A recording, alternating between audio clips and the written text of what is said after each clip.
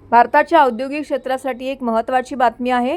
Tax and liners क्षेत्रातील आघाडीची company Shubham tax and liners private लिमिटेडने मेक्सिकोतील TABSA सोबत तांत्रिक सहकार्य करार केला आहे.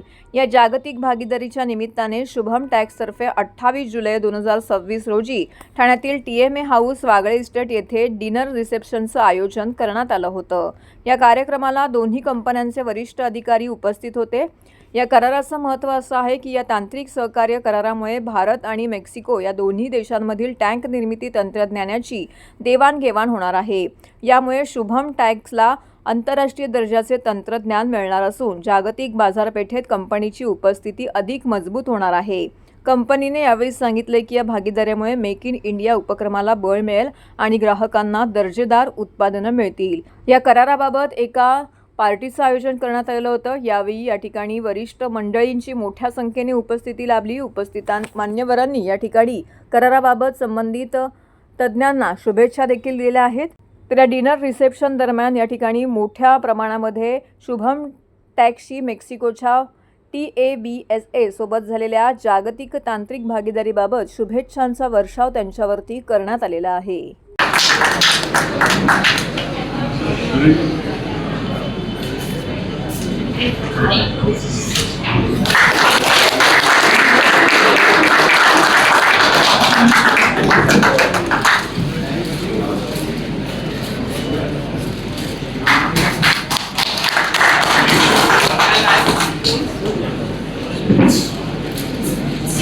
Spoon. I was the honor of serving you with the tea.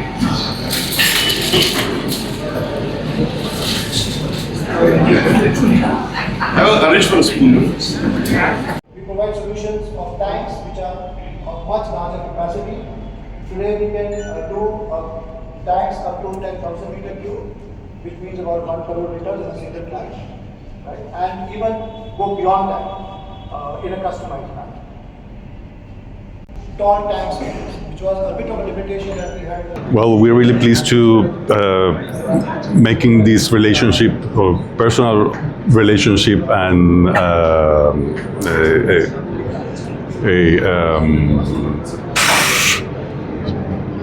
this venture of partnership in business with really nice people that have been taking us as family for them, and we feel the same about them. So we, in our quest for better products to serve the people everywhere, we found them with this new technology that we know that it's going to be very good for everybody. So माझं नाव सुनील उपलप आहे आणि माझ्याबरोबर आमचे लायसन्सी आणि technical collaboration partner Carlos हे मेक्सिकोचे आहेत. आज या ठिकाणी आपण त्यांच्याबरोबर आमचं एक टेक्निकल कोलॅबरेशन ॲग्रीमेंट आम्ही साईन केलं आहे, ज्याच्यामध्ये आपण आपली भारतीय टेक्नॉलॉजी जी आपण इकडे डेव्हलप करून पेटंट केलेली आहे ती भारताच्या बाहेर आपण एका देशामध्ये नेतो आहे. आणि मेक्सिको हे पहिले देश आहे की जिथे ही टेक्नॉलॉजी आपण प्रमोट करतो आहे. काल माननीय डेप्युटी CM एकनाथजी शिंदेंच्या प्रेझेन्समध्ये आपण हे टेक्नॉलॉजी कोलॅबरेशन ॲग्रीमेंट साईन केलं आणि आज त्याची आम्ही सेलिब्रेट करतो आहे आमच्या फ्रेंड्स आणि कोलिग्स आणि यांच्याबरोबर. तर आजचा दिवस हा ठाण्यासाठी स्पेशली खूप युनिक आहे, कारण की ही टेक्नॉलॉजी पूर्णपणे ठाण्यामध्ये डेव्हलप केली गेलेली आहे आणि आपण ठाण्यातनं आज ही टेक्नॉलॉजी बाहेर च्या देशांमध्ये, डेव्हलप्ड देशांमध्ये पण ही देखील आपण टेक्नॉलॉजी नेणार आहोत. आणि मेक्सिको हे पहिलं राष्ट्र आहे ज्याच्यामध्ये आपण आता ही टेक्नॉलॉजी हे करतो. ह्याच्यानंतर ह्या वर्षामध्ये जो 2026मध्ये आम्ही 5 राष्ट्रांमध्ये ही टेक्नॉलॉजी नेणार आहोत. सौदी अरेबियामध्ये, फिलिपिन्समध्ये, थायलंडमध्ये, घानामध्ये आणि युनायटेड अरब एमिरेट्समध्ये. तर तिकडे अशाच पार्टनर्सबरोबर आमचं ऑलरेडी बोलणं एका ॲडव्हान्स लेवल स्टेजवर चाललेलं आहे. आणि मला वाटतं की ज्या हिशोबाने पाण्याचे जे चॅलेंजेस आहेत त्याच्यासाठी हे आपल्या सोसायटीसाठी खूप महत्त्वाचं हे प्रॉडक्ट आहे की ज्याच्यामुळे प्रॉस्पेरिटी आपल्या ट्रायबल आणि रुरल भागात जाऊ शकते, कारण की पाणी हे जीवन आहे.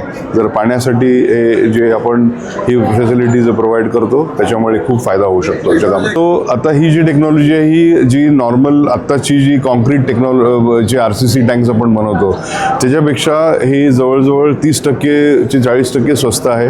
खूप फास्ट हे बिल्ड होते. ह्याच्यात त्याला काही आपण मेंटेनन्स लागत नाही.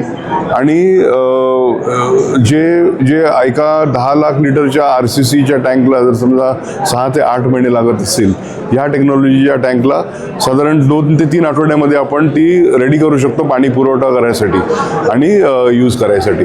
आणि ऑलमोस्ट 30 ते 40% म्हणजे कमी किंमत आणि टोटल 40 ते 50 वर्षापर्यंत मेंटेनन्स फ्री लाईफ.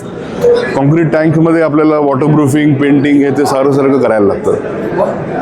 गेले 18 वर्ष भारतात करतोय आणि आतापर्यंत आपण 9,500 टँक्स ऑलरेडी इन्स्टॉल केलेत ऑल ओव्हर इंडिया आणि इंडियन सबकॉन्टिनेंटमध्ये. आपण एक्सपोर्ट देखील करतो. पण आता पहिल्यांदा असं होतं की ही टेक्नॉलॉजी आपण एक्सपोर्ट करतोय. आपण प्रॉडक्ट तर एक्सपोर्ट करतच होतो, पण आता ही टेक्नॉलॉजी पण आपण ॲज अ लायसन्स आपण दुसऱ्या देशांमध्ये आपण पोचवतोय आपली टेक्नॉलॉजी. आत्तापर्यंत भारत हे असा देश आहे की आपण बाहेरची टेक्नॉलॉजी आतमध्ये आणून आपण इकडे मेक इन इंडिया वगैरे टाईपमध्ये करत होतो. पण आता हे उलटं प्रवाह जातोय, ज्याच्यामध्ये आपण ही टेक्नॉलॉजी बाहेरच्या देशांमध्ये, डेव्हलप्ड देशांमध्ये आपण ही पोचवतोय.